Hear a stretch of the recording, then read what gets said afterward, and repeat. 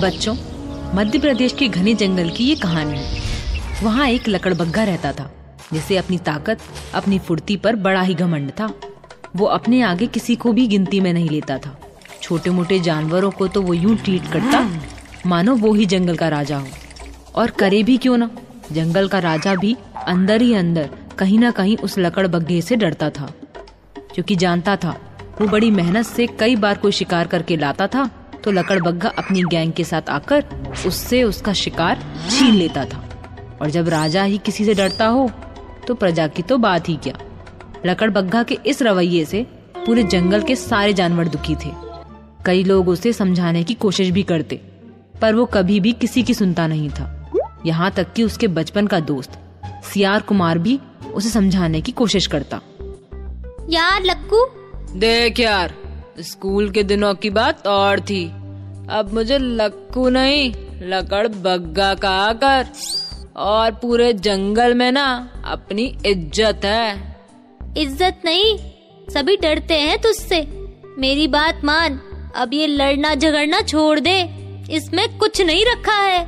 अबे तेरी तरह मैं डरपोक नहीं हूँ, शर्म आनी चाहिए तुझे। मेरी तरह दिखाई देता है, फिर भी मेरी तरह ठाठ से नहीं रहता। डरपोक कहीं का। ये डर नहीं है यार, रिस्पेक्ट है। सामने वाले के प्रति आदर है। आदर नहीं, ये अपने डर को छुपाने का बहाना है। अरे यार, तुम मेरी बात समझने की नहीं समझना है मुझे, और आगे से समझाना भी मत, वरना तेरी और मेरी दोस्ती खत्म। लकड़बग्घा पर किसी के भी समझाने का कोई भी असर नहीं होता था। यहाँ तक कि अपने घमंड में उसने अपने बचपन के दोस्त सियार कुमार से भी लड़कर दोस्ती तोड़ दी थी। वो अपने को समझाने वाले, अपने को सलाह देने वाले को पसंद नहीं करता था। उसे तो सिर्फ उसे सलाम मारने वाले पसंद थे। जो भी रास्ते में मिलता उसे सलाम करता, जो ना करता उससे वो जबरदस्ती सलाम करवाता।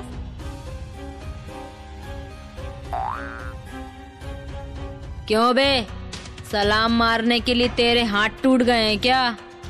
हाँ वो क्या? सलाम मार, और हर बार सलाम मारना, वरना तेरे आगे का दाया और पीछे का बाया पैर तोड़कर खा जाऊंगा। न चल पाएगा ना घिसट पाएगा। माफ कर दो लक्कू राजा, माफ कर दो। ए, सलाम मार। सलाम लक्कू राजा।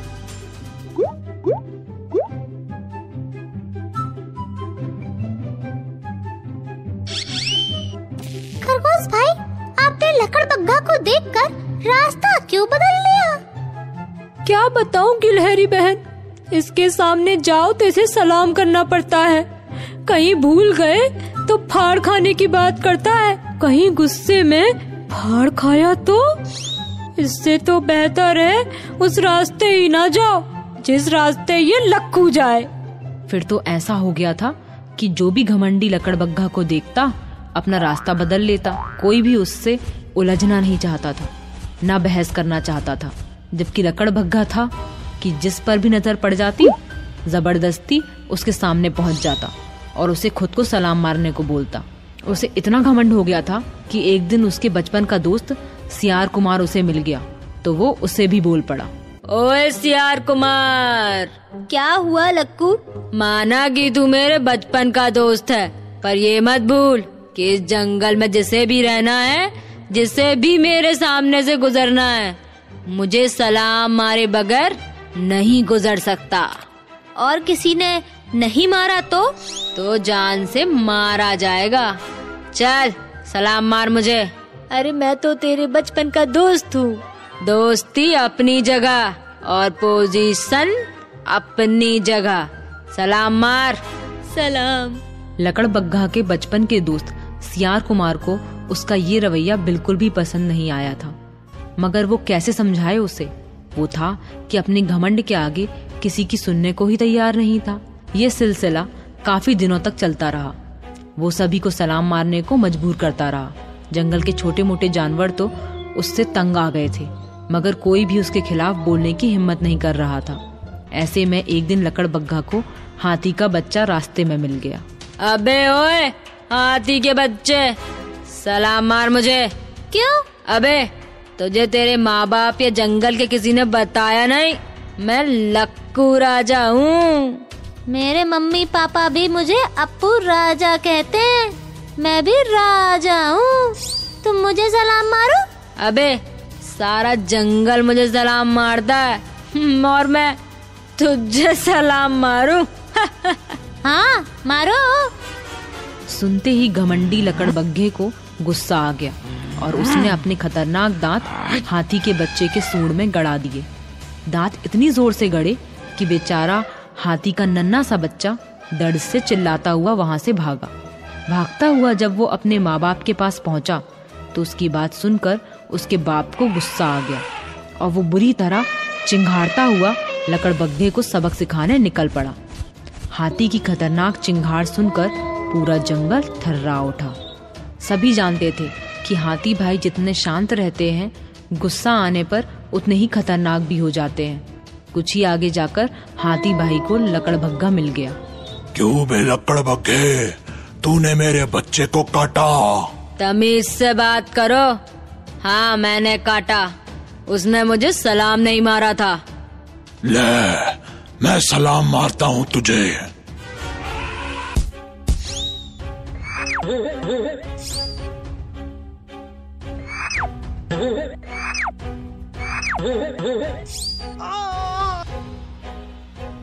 अबे हाथी, अगर ज्यादा किया तो मैं तुझे काट लूंगा। तू मुझे काटेगा? ले काट।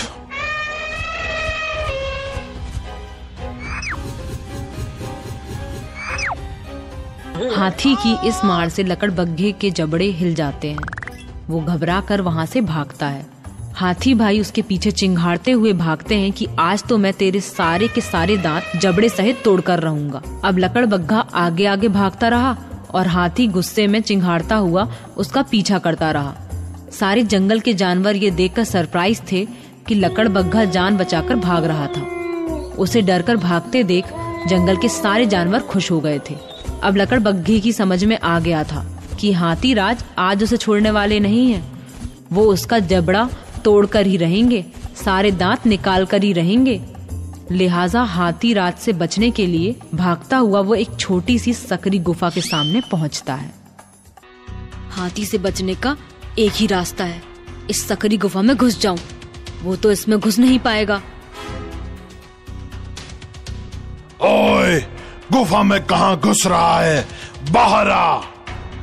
कब तक नहीं आएगा? जब तक नहीं आएगा मैं यहीं बैठा रहूंगा।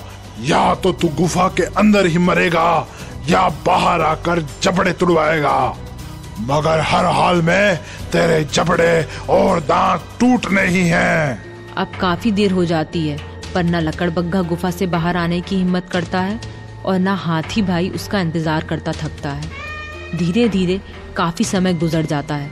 तभी अचानक लकड़बग्घे को गुफा के अंदर उसके बचपन का दोस्त सियार मिलता है। सारी बात सुनकर सियार उसे फिर समझाता है। तू मेरे बचपन का दोस्त था, इसलिए मैं तुझे समझाता था, पर तू अब क्या हो सकता है। अब तो हाथी भाई किसी भी कीमत पर मुझे नहीं छोड़ेंगे। मुझे भूख भी लग रही है। मैं अंदर रहूंगा तो भूख से तड़प तड़प कर मर जाऊंगा और बाहर निकलूंगा तो हाथी भाई मेरे दांत तोड़ देंगे। तब भी मैं खा नहीं पाऊंगा और भूख से तड़प तड़प कर मर जाऊंगा। अगर तू आज से अपनी आदत बदल ले तो मैं हाथी भाई को समझा सकता हूँ। हाथी भाई समझेंगे ही नहीं। अगर तुम अपनी आदत बदलने का वादा करो तो मैं कोशिश कर सकता हूँ। मैं वादा करता हूँ, आज के बाद मैं किसी को भी तंग नहीं करूँगा, किसी को भी सलाम मारने को नहीं कहूँगा। उल्टा मैं सभी को सलाम मारूंगा बस। पर क्या हाथी भाई मुझे जिंदा छोड़ेंगे? वो तो किसी का भी कहना नहीं मानते।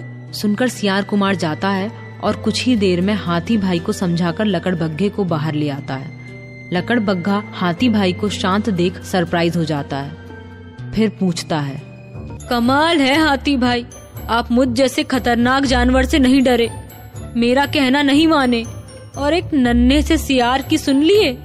इस संसार में कोई भी सबसे ज्यादा ताकतवर नहीं है। जानवर की शारीरिक ताकत से ज्यादा उसकी जबान की ताकत पावरफुल होती है। तुम भले ही सियार जैसे लगते हो, पर तुम में घमंड भरा है, इसलिए सियार कुमार के सामने तुम एकदम कमजोर हो। सियार कुमार का कहना मैं तो क्या पूरा जंगल मानेगा, क्योंकि सियार कुमार की जबान बड़ी मीठी है और मीठी जबान से भगवान भी हार जाते हैं। हाथी भाई की बात सुनकर लकड़बग्गे की आंखें खुल जाती हैं और वो कहता है, आज मेरी समझ में आ गया हाथी भाई, मीठी जुबान में ही सबसे बड़ी ताकत होती है। आज के बाद मैं किसी से कोई भी कड़वी, दिल को दुखा देने वाली बात नहीं करूँगा।